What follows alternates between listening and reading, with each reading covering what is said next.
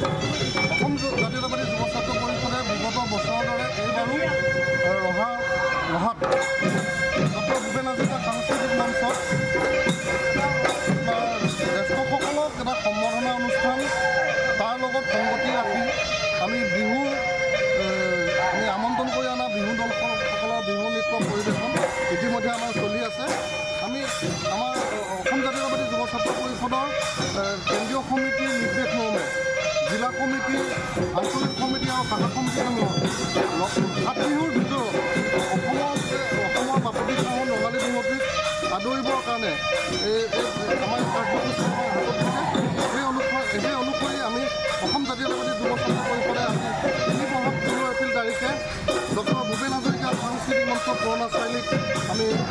অসম জাতীয়তাবাদী যুৱ ছাত্ৰ পৰিষদ মহাআঞ্চলিক সমিতিৰ উদ্যোগত বহাগীত আদৰো অহা শীৰ্ষক এটি সম্বৰ্ধনা অনুষ্ঠান সমন্বয় বুলি আমি আয়োজন কৰিছোঁ।